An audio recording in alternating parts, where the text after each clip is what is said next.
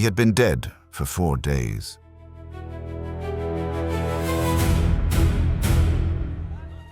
Not unconscious, not sleeping. Dead, wrapped in linen, sealed behind a stone, buried in a cave outside the village of Bethany. And the man who could have prevented it had waited.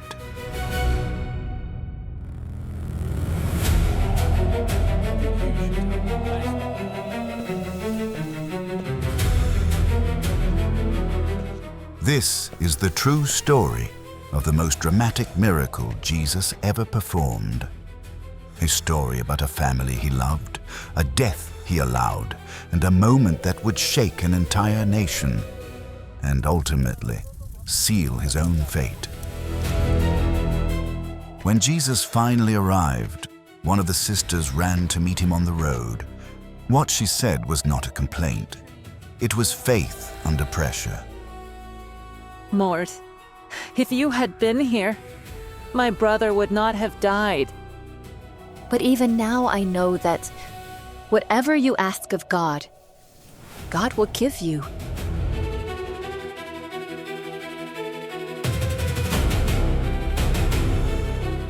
Jesus looked at her and said something that no one had ever said before, and no one could say after unless it was true.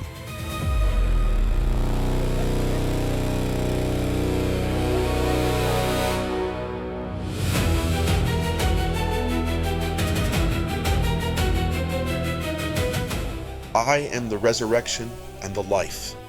He who believes in me, though he may die, he shall live. Then he walked to the tomb. Stay with us until the end, because what happens at that tomb will challenge everything you think you know about death, about faith, and about what it means when God shows up 4 days too late, or right on time. If these stories speak to you, please subscribe to ARC Films. It means the world to us. Now, let's begin. 2 miles from Jerusalem, on the eastern slope of the Mount of Olives, sat a small village called Bethany. Not long before, the religious leaders in Jerusalem had picked up stones to kill Jesus inside the temple courts. Bethany sat just 2 miles from where those same men held their authority. Every time Jesus came to visit this family, he was walking back into their reach. He came anyway. In that village lived a family he loved. 3 siblings, Martha, Mary, and Lazarus. Martha was the kind of person a household cannot function without. She noticed what needed doing and did it before anyone asked. When Jesus arrived, she was the one who made sure there was food, space, and welcome. Make sure there is enough bread and water for washing. He will be tired from the road. Mary was different. Where Martha moved, Mary was still. She was the one who, when Jesus taught, sat at his feet and listened until the room emptied. In a culture where women were rarely counted among a teacher's disciples, she claimed that place without apology. She would later take a jar of costly perfume worth a year's wages and pour it over Jesus' feet, wiping them with her hair. That is who she was before any of this began.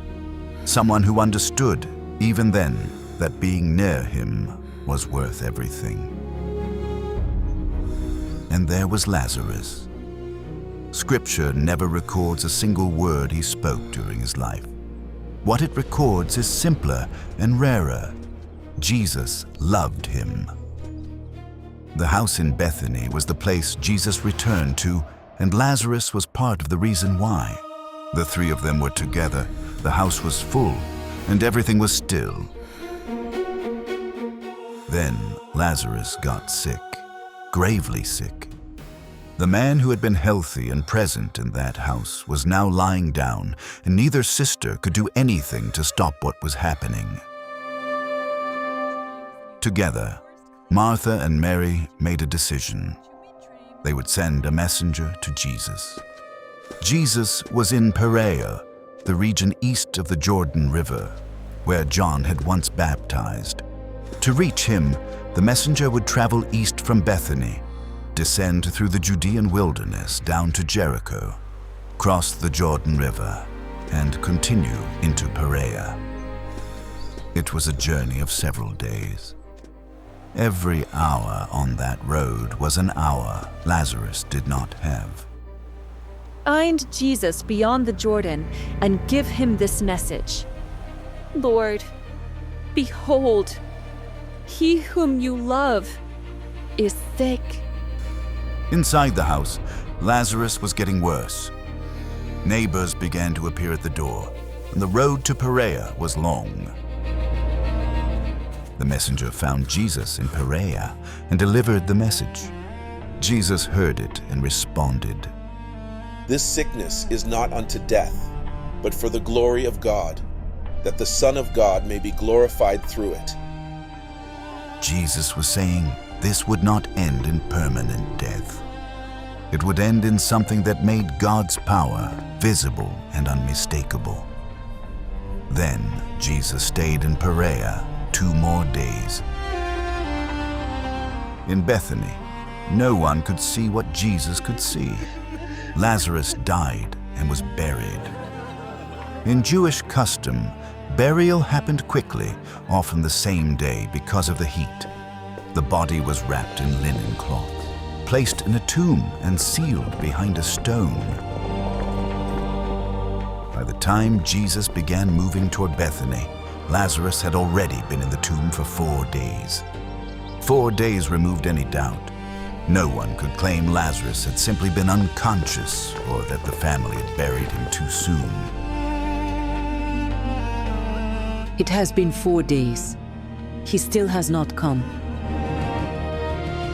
After 2 days of waiting, Jesus told his disciples it was time to go to Bethany. The same 2 days he had stayed in Perea after receiving the message were now over. Rabbi, the Jews were just trying to stone you and you want to go back there? Are there not 12 hours in the day? If anyone walks in the day, he does not stumble, because he sees the light of this world. Jesus was telling them he was operating inside a window of time given to him, and that window had not closed. Then he told them something that no new messenger had brought him. He simply knew. Lazarus is dead, and I am glad for your sakes that I was not there, that you may believe. Nevertheless, let us go to him. The disciples looked at one another. Thomas spoke. Let us also go, that we may die with him. Thomas did not understand what was about to happen. But if Jesus was walking back into danger, Thomas was not going to stay behind. Jesus and his disciples left Perea, crossed the Jordan River, and began the long climb through the Judean wilderness toward Bethany. When word reached the house that Jesus was approaching Bethany, Martha stood up immediately and went out to meet him. Mary stayed inside, sitting with the mourners who had come to grieve with them. She found Jesus on the road before he even reached the village. 4 days of grief, waiting, and silence from the one person she believed could have stopped all of it came out in a single sentence. Lord, if you had been here, my brother would not have died. But even now I know that whatever you ask of God, God will give you. That was not an accusation. It was faith spoken through pain. Your brother will rise again. I know that he will rise again in the resurrection at the last day. I am the resurrection and the life. He who believes in me, though he may die, he shall live. Martha was thinking about a resurrection that would happen someday at the end of history. Jesus redirected her. He was not pointing to a future event. He was declaring that he himself was the source of life over death. and that death had no permanent authority over anyone connected to him. Then he asked her one question. Do you believe this? Martha answered before she had seen a single thing. Yes, Lord, I believe that you are the Christ, the Son of God, who is to come into the world. Martha returned to the house and found Mary still sitting inside with the mourners. She leaned close and spoke quietly. The teacher is here and is calling for you. Mary got up immediately and went to him. Jesus was still outside the village. The mourners saw her leave and followed her, assuming she was going to the tomb to weep. That was the custom. When a mourner rose suddenly and left, you followed to offer support. Mary reached Jesus, fell at his feet, and said the same words her sister had said. Lord, if you had been here, my brother would not have died. Same sentence. But where Martha's version ended in faith, Mary's ended in tears. She was not standing and speaking. She was on the ground, weeping, and all the mourners who had followed her were weeping too. Jesus saw all of it, and he was deeply moved. The original Greek word used here describes something closer to a groan from deep inside. Not a gentle sadness, but something that shook him. He looked at the crowd and asked a simple question. Where have you laid him? Lord, come and see. They began walking toward the tomb, and on that road, before he even arrived, Jesus wept. The crowd watched him weeping as they walked, and some were moved. See how he loved him. But others were not convinced. Could not he who opened the eyes of the blind have kept this man from dying? Jesus arrived at the tomb. It was a cave cut into rock, sealed with a large stone rolled across the entrance. The same kind of tomb he himself would occupy in a matter of weeks. He stood before it and gave one instruction. Take away the stones. Martha stepped forward and pushed back. Lord, by this time there is a stench, for he hath been dead 4 days. Jesus turned to her. His answer was not a rebuke. It was a reminder of what she had already declared on the road outside the village. Did I not say to you that if you would believe, you would see the glory of God? Martha had confessed her faith in words. Now Jesus was asking her to act on those words in front of everyone watching. The stone was rolled away. With the stone removed, Jesus lifted his eyes toward heaven and prayed aloud. He was not performing for the crowd. He said so himself. The Father always heard him. The prayer spoken out loud was for the people standing there, so that when what came next happened, they would know exactly where it came from. Father, I thank you that you have heard me, and I know that you always hear me, but because of the people who are standing by, I said this, that they may believe that you sent me. Then he turned toward the tomb and cried out with a loud voice, Lazarus, come out. and Lazarus came out. He was still wrapped in his grave cloths, hands and feet bound in linen strips, his face covered with a cloth. He was alive and standing at the mouth of the tomb, but he could not move freely. Jesus did not unwrap him himself. He turned to the people standing there and gave them something to do. Loose him and let him go. The miracle required one voice. But the restoration of Lazarus back into his life, his family, and his community required the hands of the people around him. The same crowd that had stood there weeping now stepped forward and began removing the grave cloths. Many of the Jews who had come to mourn and had stood at that tomb believed in Jesus when they saw what he did. They had no framework for what they had just witnessed. A man dead 4 days, wrapped in grave cloths, walking out of a sealed tomb at the sound of a voice. It was not something that could be reasoned away. I was standing right there. He called his name, and Lazarus walked out. I saw it with my own eyes. I do not know how to explain what I saw. But not everyone responded the same way. Some went directly to the Pharisees and reported everything they had witnessed. Scripture does not present them as conspirators. They simply went and told what they saw. The Pharisees need to know about this. It cannot go unreported. The same event, 2 entirely different destinations. Back in Bethany, the house was different. Lazarus was alive. The mourners were gone. What had been a house of grief was now something no one had words for.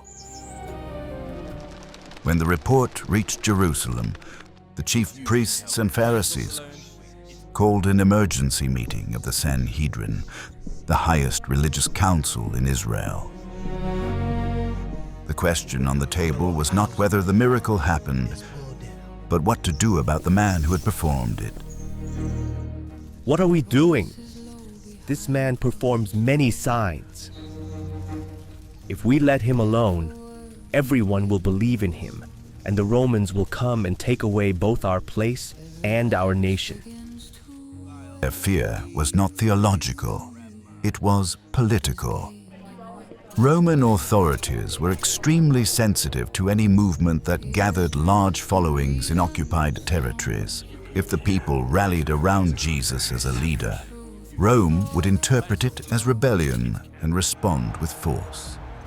The council believed they were protecting the nation. Then Caiaphas spoke. He was the high priest that year, the most powerful religious authority in Israel. He had no patience for the debate. You know nothing at all, nor do you consider that it is expedient for us that one. Man should die for the people, and not that the whole nation should perish. Scripture records something remarkable about those words.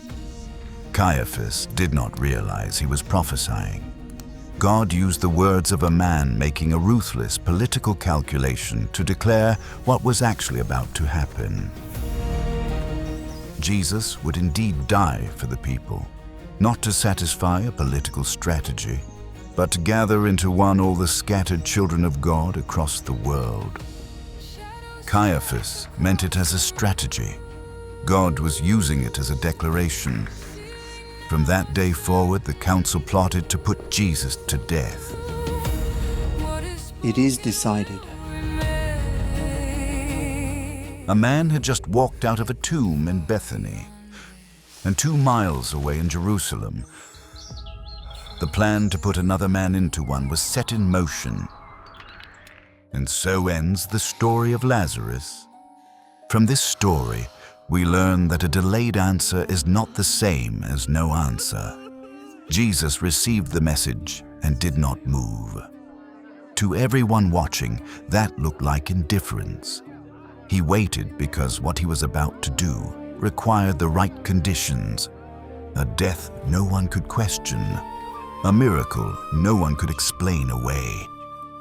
If you are in a season where you have prayed and nothing has moved, the silence may not mean absence. It may mean that what God is preparing requires more than what you asked for. From Martha, we learn that believing something is true and acting on it in a hard moment are 2 different things. She said, I know God will give you whatever you ask. And minutes later stood at the tomb and said, "Don't open it." Jesus didn't correct her theology. He simply asked her to do the next thing in front of her. Sometimes that is all faith requires. From Jesus, we learn two things. First, he called Lazarus by name, not "come out." Lazarus, come out, specific, personal. When God moves, it is never generic. It is your name, your situation, your moment.